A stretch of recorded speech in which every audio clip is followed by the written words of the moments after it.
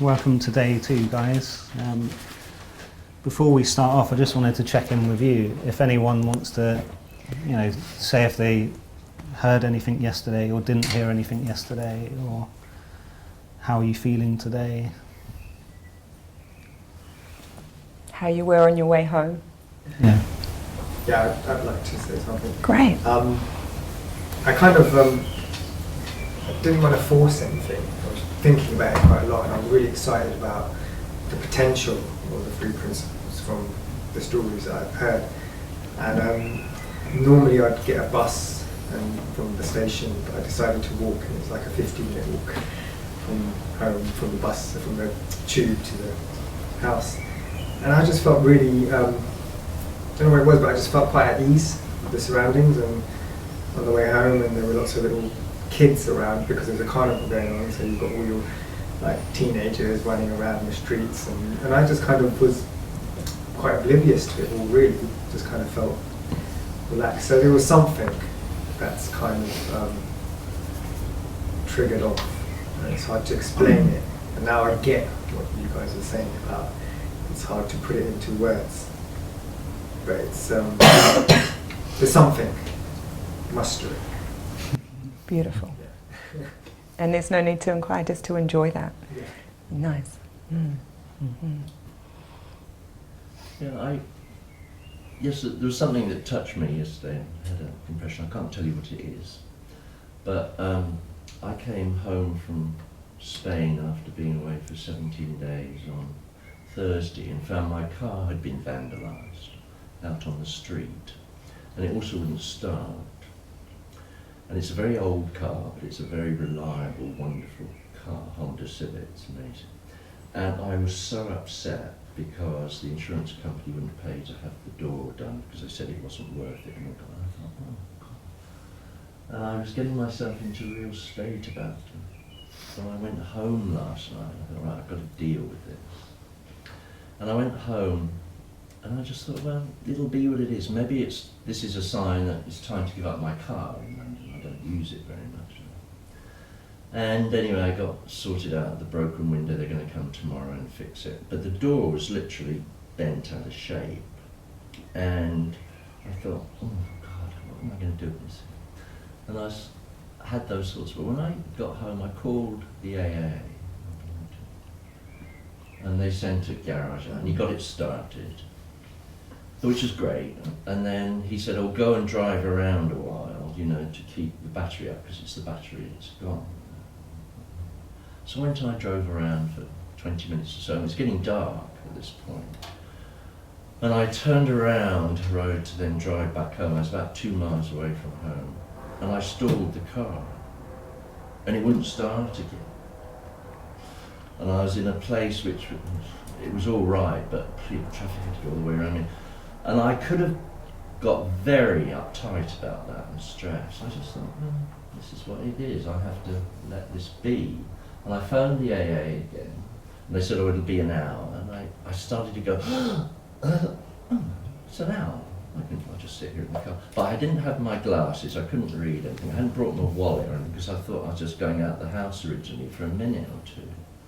And I just sat there and I waved at people at the hoot. I said, and then finally an actual AA van came up to this time, not to the garage. And the guy got out and he came over. He just introduced him. He said, hello, I'm Mike. I'm here to help you. Just like that. So nice. And he said, oh yeah, we'll sort this out for you. You've got the car going. He said that other guy said he shouldn't have told you to go off driving around, at this time of night. You should have just told you to keep running the car for half an hour outside your house in case this happened again to recharge the battery. He said, listen, we'll keep this going for a while, then I'll follow you home. Make sure you're all right. That's what happened. We went home, got home fine. The car was starting it, but really you ought to sit for as long as you can and let the battery charge up again. I said, oh yeah, I'll go and get a book or something and come out to the house, out to the car and sit. This was 11 o'clock at night. So I went into the house. I came out with a book and my glasses and something to read. And I came out and he had put this whole bit of plastic over my shattered window, and he had put the door back in so that it actually fits. It was extraordinary. And so no hassle, no stress, it just all happened. Now I'm not saying that is a direct result of whatever, but I was really in quite a state before, and that was remarkable to me. And then I went in and had that nice hot bath that I was telling you about to look after my knee. So there was something in there that made me look at or deal with this situation. I can get quite uptight around situations like that. And I just didn't. I let it happen without projecting onto what might happen. Anyway, sorry, that was a bit of a long story. But Thank it was you. something that sort of resonated with me. And I got up this morning just thinking, oh, I'm so looking forward to today. Beautiful. Thank you. Anyway, thank you. So thank you very much. And I just wanted to add to that I'm just thinking from my perspective, if you're hearing like two people have just said how, great they felt afterwards, I don't want anyone to feel left out if they didn't feel great. Because when I left, I wasn't particularly feeling on top of the world or elated. For the second half of yesterday, I was kind of just not feeling bad, but just feeling kind of a little bit agitated. So I'll just be patient. I've been on 2-day seminars where I haven't heard anything. And then days later, I get an insight and it kind of makes sense. So, don't worry if you don't hear anything when you're actually here. Because when you try and grasp it intellectually, it doesn't, it's useless. It's hard to, it's impossible to grasp with your intellect. You just see it through insight. Just like you said with what happened yesterday, it wasn't anything that you did. It was just crept up on you in the way that you were like, oh, I'm not getting angry and stressed like I used to. And like you said, I'm walking through this busy street of people and I don't feel so nervous. And that's, those kind of things keep happening to me. Over the past year, I surprised myself, and it's not like it happens all the time. I have times where I don't see it and I get stuck. But I just wanted to say that, so no one feels left out. Yeah. So what was your name? Andrew. Andrew, yeah. But I think, Andrew, your example was just so beautiful because something within you changed. Yeah. And you were just so grateful. And there was a surprise that you were still you, having a different experience in a scenario that you would have perhaps previously acted in another way. And I think that's just a beautiful example for anybody. That no matter what the experience is, there's sort of nothing within life with which you can't have a different experience of or with, and to get to a better place inside yourself and to enjoy that. It kind of sounds like you enjoyed the interaction with the man. Who would have thought of that? Yeah. Okay. Great. Great.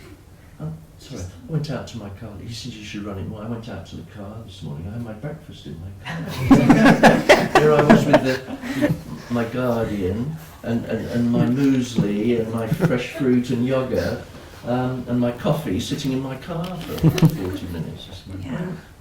It's like, God, that's... But the detail of that, anybody could replace that with anything within. But I think what we're pointing to here isn't that you need to try to do that. That's what we have available to us at any time within our lives. At any time, for anything, which is extraordinary. But it's beautiful when you see that from within yourself. And that's why we're asking, did you see anything? And so it's not about what, it's about from within you. Was there any tiny little thing that you saw differently or experienced? Yeah. I had,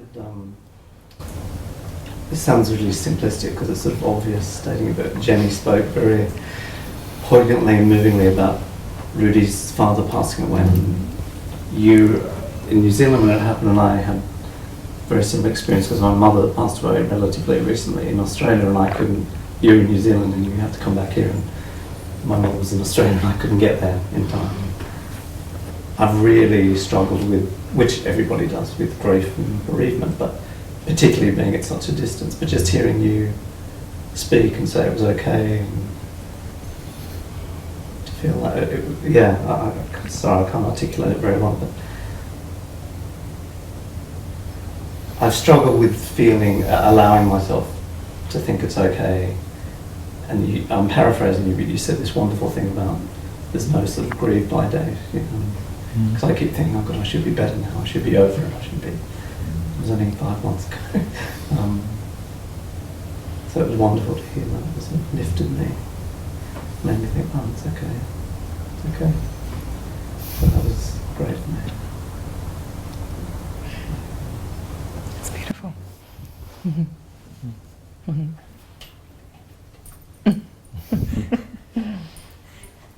No, I don't think it's simplistic at all, David. That's the whole thing about this. We have these insights, and they seem they seem simplistic, but it's a big thing. It really is, and I'm really happy for you. You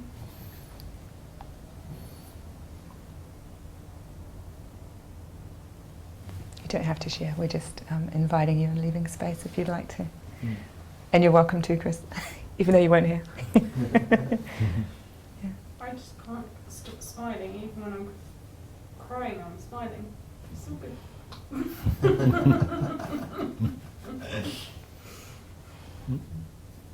Okay. Yeah. Okay. You could go. So, me and Helen met a couple of times at Free Principles events, and just looking back, me seeing myself as someone with social anxiety, I've made more friends in the past year than I ever have, because I haven't been thinking about it so much. I haven't been, it's not to say that I haven't got caught up in my thinking, but I feel like when I'm being more of myself, not trying to please anyone, it seems that I connect with people more easily. It's like I can be myself. It's okay to be me. It's so strange. For so long I thought I had to be someone else and anyone but me, and that's not a unique thing. I'm sure most of you can relate to that. And me and Helen just felt like connecting. We met for lunch, and I still had those thoughts pop up of I don't know what to say and all that kind of stuff, but just sitting with it and just really connecting with Helen, and we've I like to say we've bonded quite well. Since we have fun. Yeah, she helps me find my fun again. I take things too seriously sometimes, and she. I hang out with a 4-year-old, so So I'd love it if you could say a bit about your story and. Sure. Yeah, I've talked to a few of you this morning. I haven't managed to say hi to everybody, but it's great to see you all here. And it's always lovely to see Jenny and Rudy as well. Where do I start? I had a couple of you have said how you've kind of come back today, but you weren't really sure whether you were going to. And Amy asked us for a topic today of, and you kind of want to just feel the room, as Chris so beautifully pointed out. You want to feel the room and see in the moment what would be most useful. And it's not necessarily in what I say. In fact, definitely not. No, just kidding. It'll be where we're coming from and where we're trying to point you towards. So I love that you've come back today, for the people that said that, because the topic that we gave to Amy was the true you. And if I think of an experience from my own life of the true you, coming back home, coming back into your life, stepping into life fully. I booked on a course myself, and I just booked it without knowing much about it. And then I was flying to France, and I was going up to the top of the Pyrenees, and I was met at the train station, you know, by a stranger, and it was all feeling really good. It was halfway up, we're in this little old banger of a car. The whole thing just felt so right. It felt so, some people might say, on my path. I didn't really have a lot of thinking about it. I was just like, yeah, this is the next thing while I step into my next career, if you like.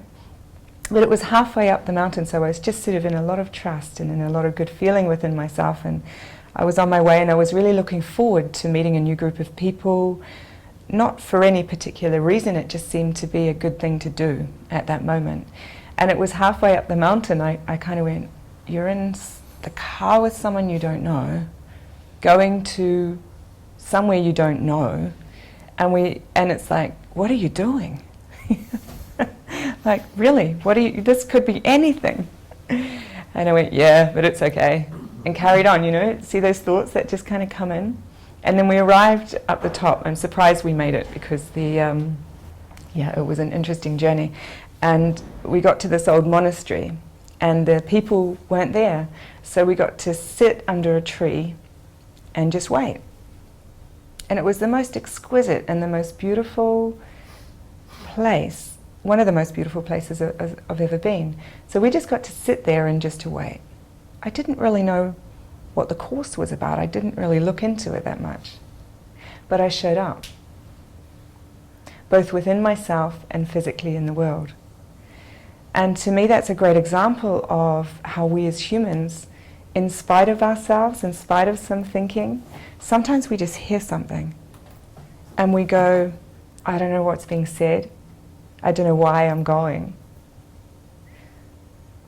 But we go. And in some way, shape or form, it helps us in life. And it was a really poignant time. It was the most amazing course. My father had died not long before, and he'd committed suicide, so I was like, maybe I'm here to deal with that. You know, not deal with it, but as in, you know, just to let go of that. But that wasn't it either. It was just more of an awakening to myself and to the true essence, I guess I would say now, of who I really am. And that's something that all humans have the capacity to do at any moment.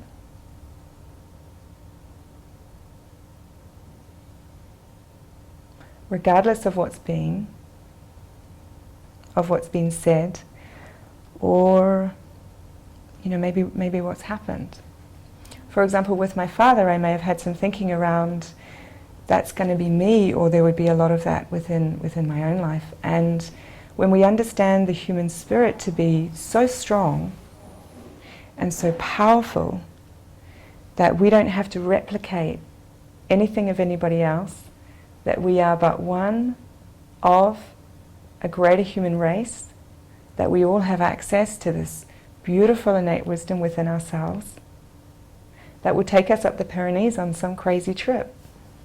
That will be one of the best trips of our lives. And we will propel forward and backwards into ourselves.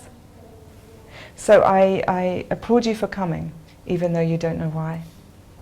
And I just invite you to relax, not to try and get anything. Because when we want things to be a certain way, it's kind of old stuff, you know.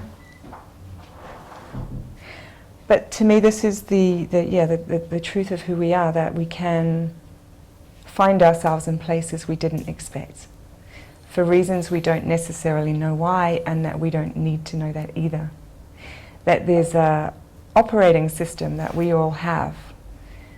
There's a deeper truth to life, and you know, I see this in my own life over and over again. I've got a little boy with additional needs, and he's had quite a number of operations, and we were in the park the other day, and I just whipped off his top, and you can see his little zipper. You know, a zipper when someone's had a heart surgery, you call it a zipper, the scar. Sorry. And he's got a low muscle tone, so he had his little belly hanging out, and he was so happy playing in the water fountain. He was so joyous, and I didn't think about inviting him into that space, I just did it. And from there, I also saw another mum whose little boy was on oxygen, and she was really worried. She was really worried about her child in a way that I had used to be. And it was a wonderful moment of just noticing again the power of us as individuals to overcome the resilience we have, literally no matter what. And there's a beauty to life in simple moments. Sitting at the breakfast table having a smoothie, or driving up the Pyrenees for some great adventure. And I think in a way this becoming more and more aware, and the three principles are something which have pointed me towards that. It's just this awakening to ourselves and to life. And that's it. So we're not telling you to do anything or to be a certain way, that anything in your life is not right, or how you go about things isn't in some way helpful. That's something you can find for yourself. That within you, you have wisdom pertinent to you that will show up and that will help you. When you trust it, not to trust it, just trust it. And you'll find yourself doing things like this. And having lots of fun, maybe. If you're willing to do that. And more. Geez, sorry, I kind of kicked off a bit, didn't I?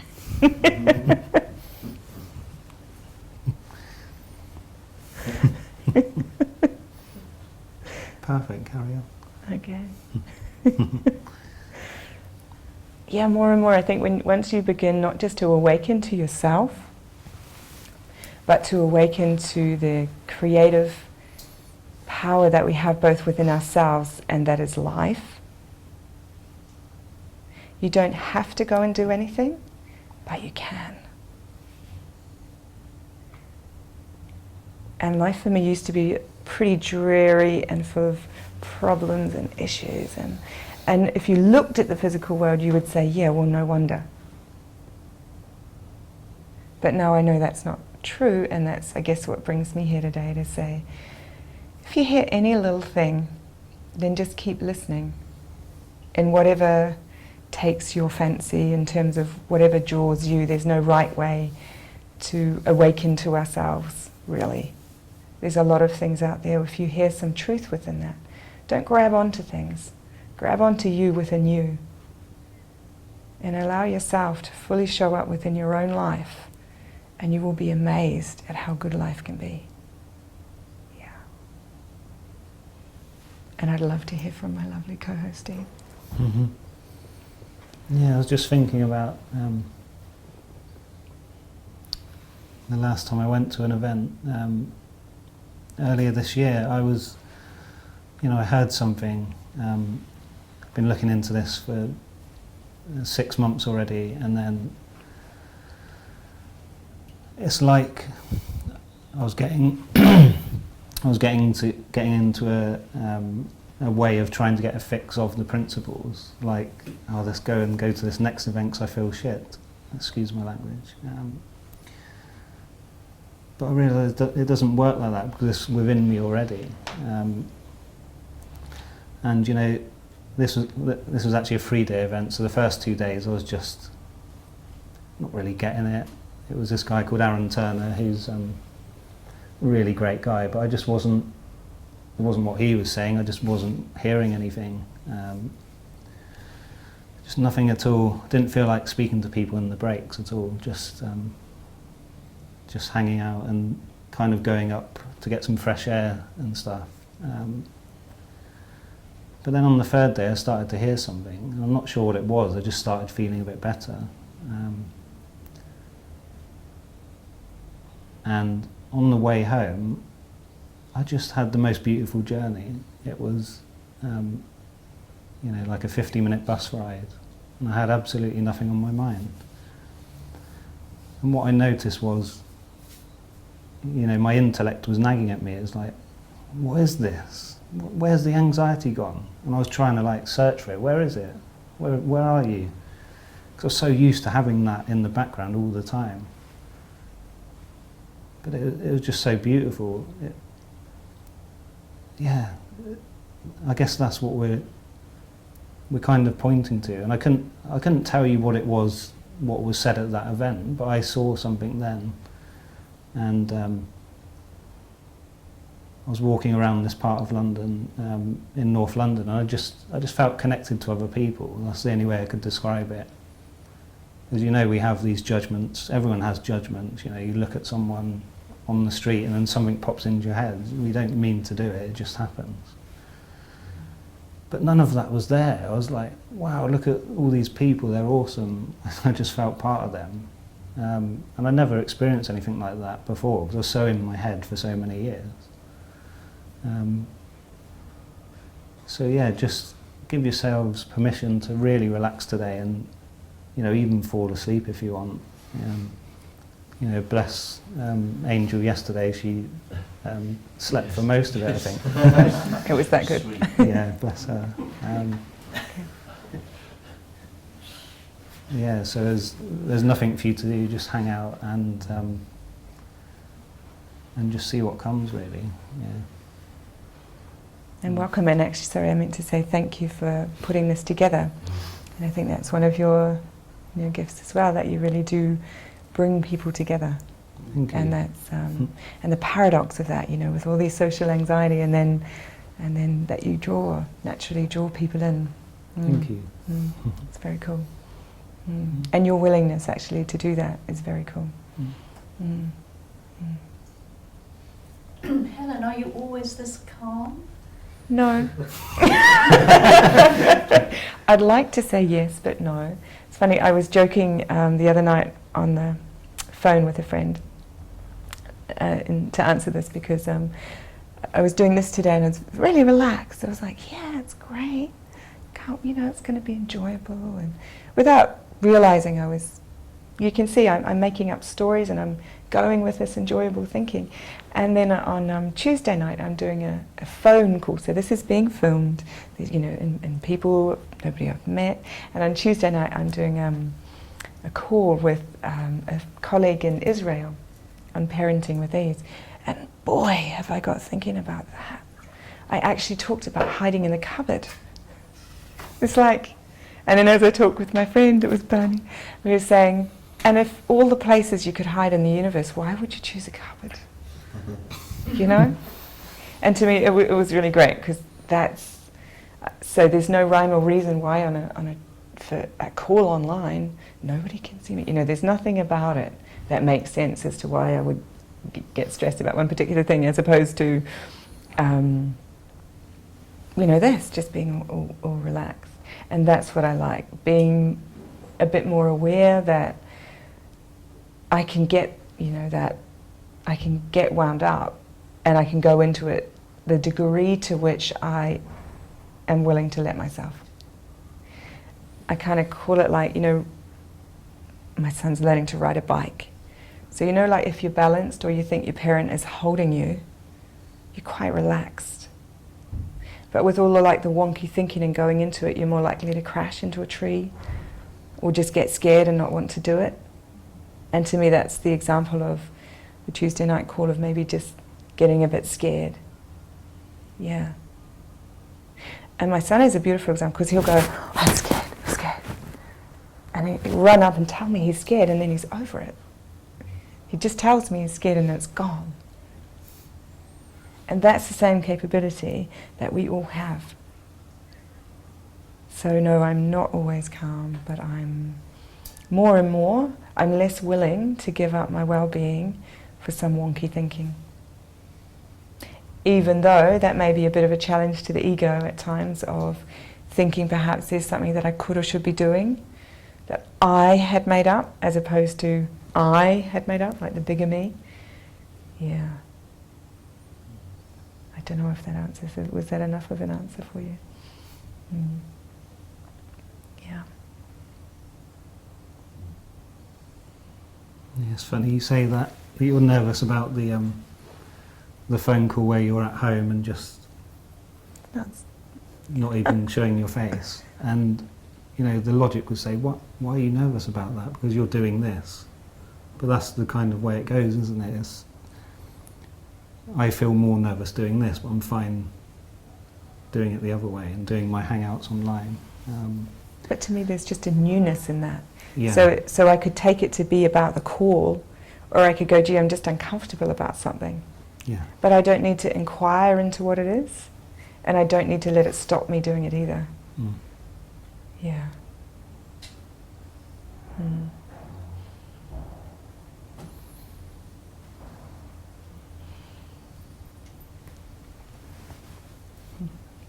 I love what you said about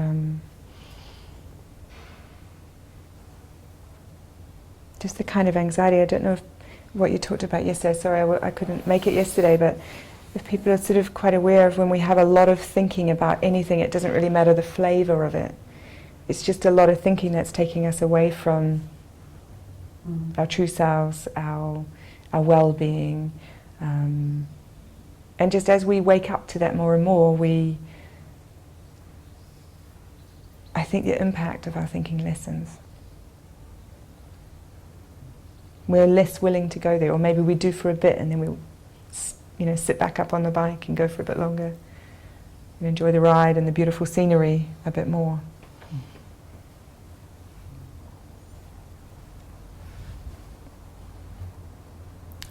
I just had one of those moments, just like a little realisation. I just realised I'm sitting here being filmed in a group, and it's like, what am I doing? Not in a bad way. It's like just kind of pinching myself that I'm actually doing this, because I never imagined that this would be possible. Like you were saying yesterday, Jenny, you're constantly amazed that you're doing this stuff. I just felt that then. And I noticed that I'm right now I feel quite fearful of silence, so I'm just feeling quite uncomfortable with that. Okay. Yeah.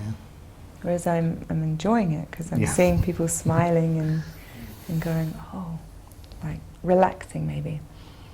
And that's okay. And I used to be quite uncomfortable. Sorry, did you? I was going to say something actually. Sure, please I do. find it interesting actually because there doesn't seem to be an obvious topic, and I noticed as you were speaking my mind was saying, oh, hold on a second, there isn't an obvious topic here, this seems so unnatural.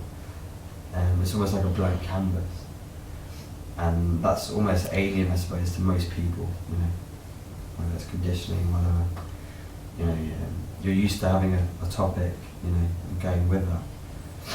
It's what we're talking about, what's coming next, I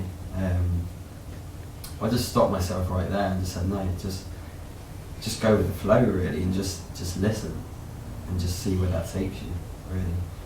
So I noticed as you were talking, I had to tell myself to just stop really and just listen, like Steve said really, and be comfortable with just really listening. So simple. Yeah. So yeah. No, that's cool. Carry on. Great. 5 more minutes. I love that though. Do you know what the principles are? Sorry? Do you know what the principles are? I'm going to say no.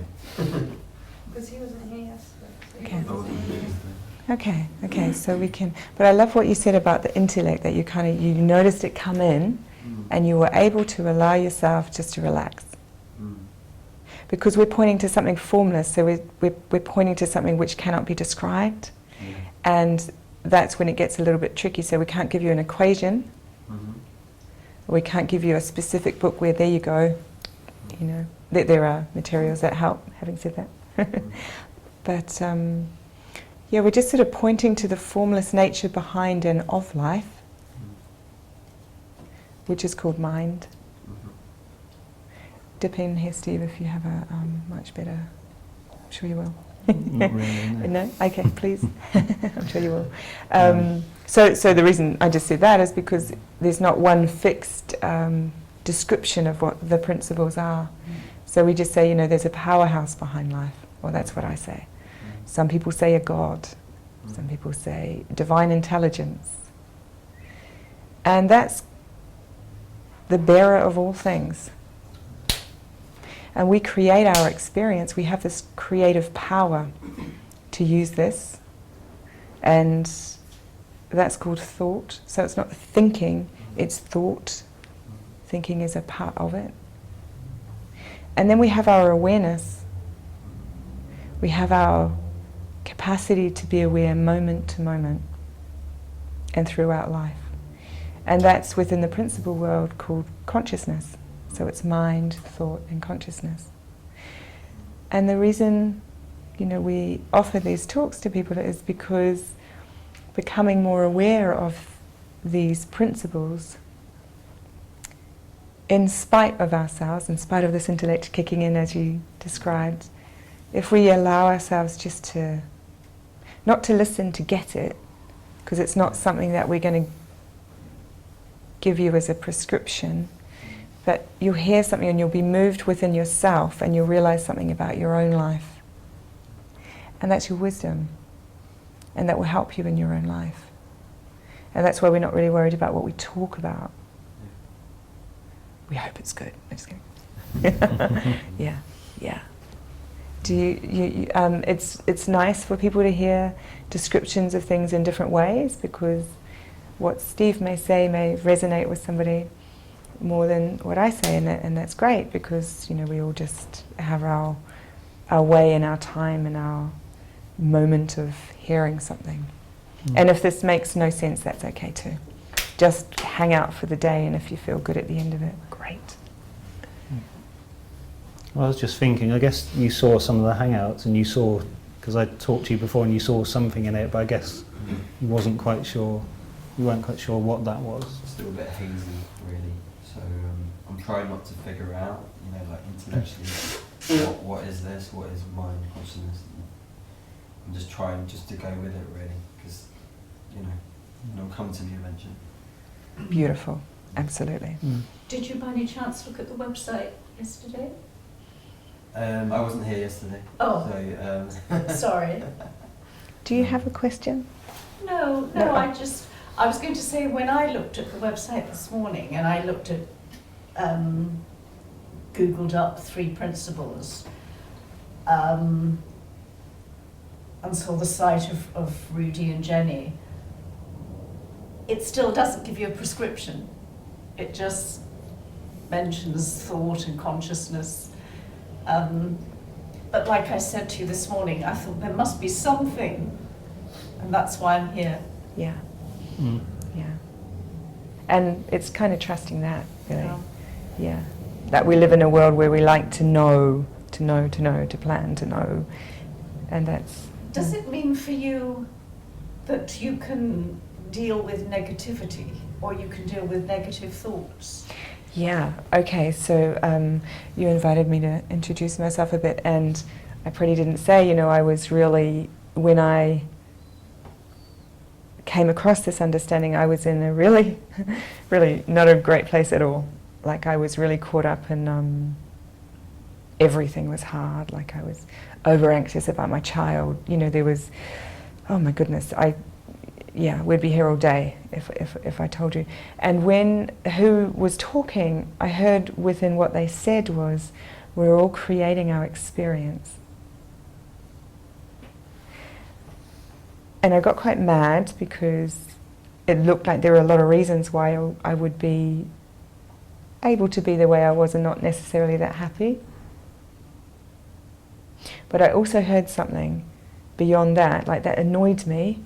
But I heard something like, damn it, there's something in that. And so basically I just kept showing up. And I would kind of go, no, that's not right. Like, I would fight with myself about feeling better. Yeah, because we're funny like that. That's what we can do with the thought. We can create any circumstance we want to, any experience we want to. And I think the willingness to listen, as you've so beautifully shared with us today, is really, that's a really helpful place to come from. So I just encourage that. Yeah. I think it's quite brave for us to know that we don't know something. and to be willing to sit somewhere new and to hear something new. And be willing to give up things that we do or how we are that aren't necessarily helpful. And to admit that. But that can just kind of drop. You don't have to work at things. That's why I hung out, because I just felt better. Easily. Yeah.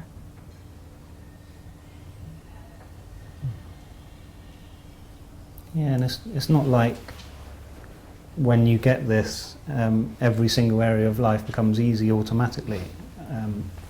We all get stuck in some areas where we can't, our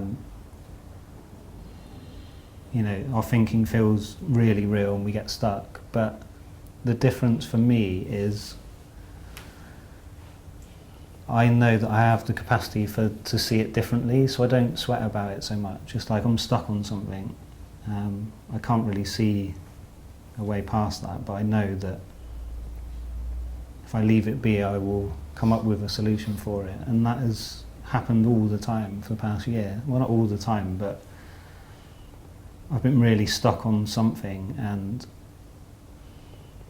then all of a sudden I have an insight to see how to solve it.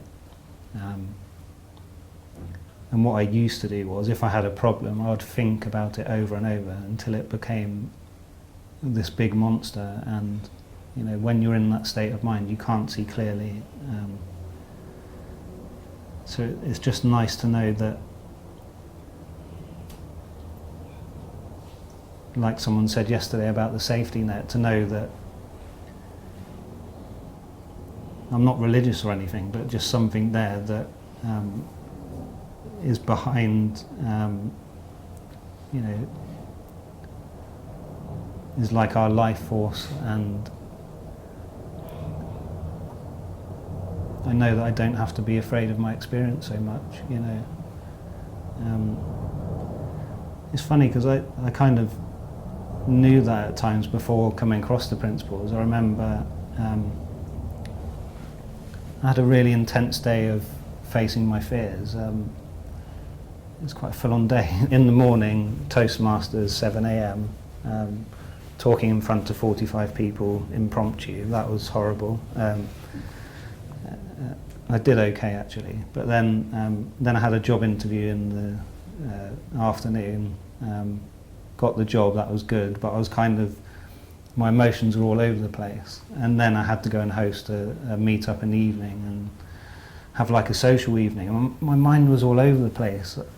I just felt,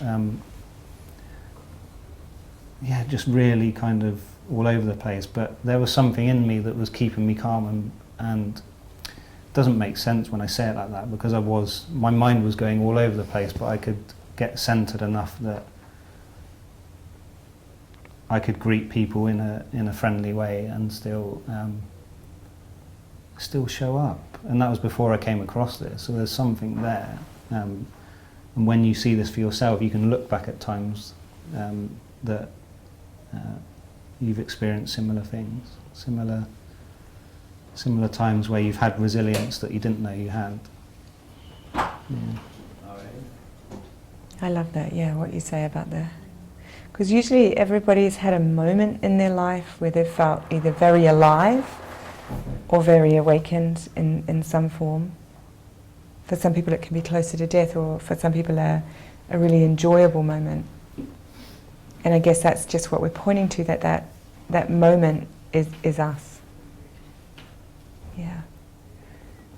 And anything else is just a misunderstanding, and hearing a little bit about these principles just helps us to see that more and more.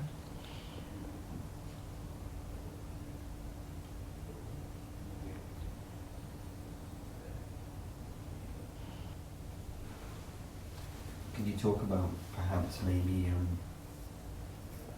how you use the three principles, maybe currently? Or?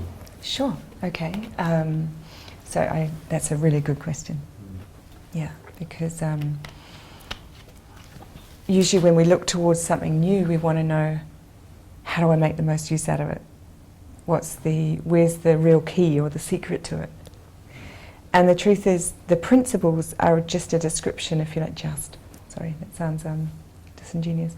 It's a description of life. So it's an example to us of how life is created and how we are creating our life.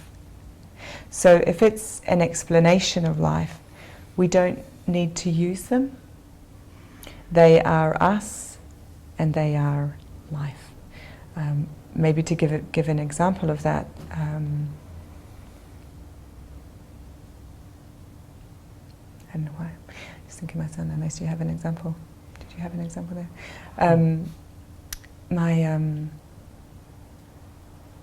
Quite often we can have moments of either feeling good or not good. And we can see how an understanding might help us. Yeah. What we're pointing you to here is that within you and within life is something very untouched and resilient. And my beautiful example of that at the moment seems to be my son. Because he's really happy, he's really joyful, and then he has moments of showing mass emotion, getting entangled in it, create something out of that, and then he moves on. Pretty much, that's what we all do. It's just the contents of how we create life. And so the contents being our experience, our behaviors, our emotions. If my son went on a flying fox, and he's really little, and he'd never done it before. And we were in the park, so he had, no clothes on. I was kind of like, really? And he was so like, I can do this. You know, that confidence you don't have to get, that you just have. And so he did it once, and he really enjoyed it. And so he wanted to do it again. And we're like, all right, getting really keen. So he does it again, and he falls off. Now, he didn't fall off because he got scared. He fell off because he was going, geez, for a photo. It's like, I could have made up that he was too little. He could have gotten scared or unsure. He didn't. He just had lots of fun. Okay, because he was within his resilience, his innate health, his beautiful capacity that we all have to enjoy life, or to be in life, not even to enjoy life, just to be in life, no matter what the experience. So he's also stubbed his knee, and he's really concerned about that. He hasn't had a stubbed knee before. So he wants to keep taking care of it, which sometimes shows up for putting a little wipe on it and showing everybody. So if we understand that we're creating our experience by this beautiful principle of thought, that if we have some thinking come in, we can ride that wave. We can decide to surf and go in it and enjoy that one. From that, if we know that comes from this divine intelligence, where we are in the moment, we decide what wave we're going to ride. Are we going to go on the big ones? The little ones? We're going to have some thinking about each one. And pretty much that's our life.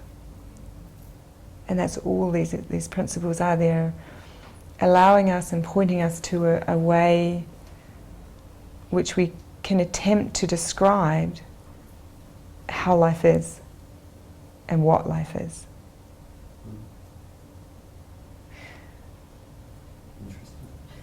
So how do I use them? I'm more aware now that when I have crappy thinking about doing a call, I can decide to go into that to the degree that I want to, or not, when I can. And when I remember, some new thinking or a new wave flows in, and I go on that one. Yeah. But that's also part of the human experience, that we go up and down. That we have this creative power to create what we want in life. Where we are within ourselves is probably, how do you use them? I know where I am within myself based on my feeling of how life is. So if I'm grumpy at my husband, damn sure it's not him. Yeah, it's where I am within me. And that indicator I see through my son, through his life. So maybe he's got some bad behavior and I might choose to ignore it because I just see he's just a bit wonky at the minute.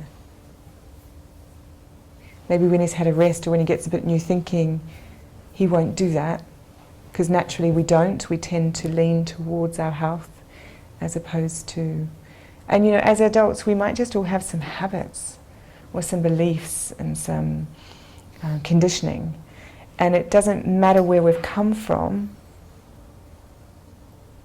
but we've all got this innate capacity within us that is us, that the principles describe, that our life, that of life. Just as Steve describes his experience of going to Toastmaster and, hey, actually I did all right, and the surprise with that. Because you have the capacity to do that when we don't have so much thinking. And I love that, Steve, that you do that. Even though you have all that thinking, that you're willing to be uncomfortable, but to be in life. That's, yeah. Mm. I don't know if that helps you. Yes. Yeah. I wonder, Steve, if you would like to describe the principles. That might be nice if you feel it. Sure. Yeah.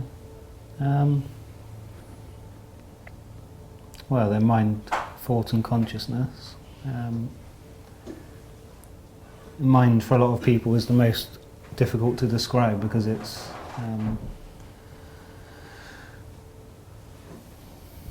just, I don't know the best way I like to describe it, but I really like the way that you can get a tiny seed and it grows into a tree. Just those ordinary miracles that we don't really pay much attention to. They're just, you know, we don't really know how that works. And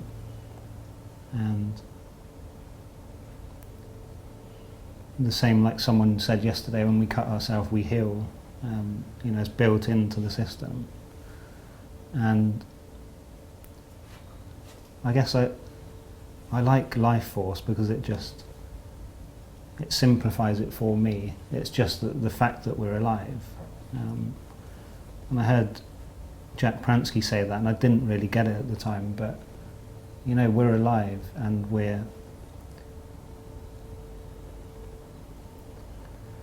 I struggle sometimes with the oneness and how we're all connected, but the more I look into it, I do believe that. And then, you know, consciousness is just simply our awareness of life, how we perceive our life, you know, through our five senses. And, you know, our consciousness brings our thought alive. Thought is the third principle, and you know, whatever we're thinking, we're feeling through the use of our consciousness. And the fact that they're three principles, they work together, and you know, you can't have them individually. They're part of a trinity, and again, you can get so caught up in what they are, and I think for me that's the wrong direction to look, because you could. I remember Aaron Turner, who's been sharing the principles for about nearly 20 years, I think. He said that, you know, for about 7 years he was really good at describing the principles. He had diagrams and, you know, had these charts on how what these principles were, but he wasn't having the same results as when he let go of that and just shared in a different way. So the more, you know, we all describe the principles in a certain way, but in our own way, how it appears to us. But I'm sure you can see there's a thread that they're pointing to something, and for me, I can't really put it into words how exactly it's useful for me, but it just, I catch myself going through life and doing things that I never thought possible all the time. And it's not like it's huge things all the time, it's just a simple thing like feeling really connected to my girlfriend at dinner. Being in my head a lot of the time before is just feeling a little bit of separation, and then just one time going for dinner and then I'm really with her. And that was beautiful, just things like that. Really simple things. It's not like my life is amazing and it's changed and every single aspect has been fixed. It's like I've become more myself and human, and just settled into myself more, I guess. And it just keeps unfolding. There's times when I'm really annoyed, wondering what these principles are. Oh, what is this rubbish? But then I see something again and it just points me back. And even when I'm feeling rubbish, I know that I can bounce back, and I will bounce back a lot quicker. And I don't take my mood so seriously. Like, I'm sure you all know what it's like to be in a bad mood and you think the other person is pissing you off. It's not them. It really is how we're perceiving it. And I still feel that urge to react back, but I know that it's my thinking creating it, so it feels like to me that I take more responsibility, and the fact that I know it's my thinking, I don't get so caught up in it. It won't go into an argument because I won't feel like I have to react. Just little examples like that happen all the time. I'm sure you'll agree with that. That's beautiful. Thank you.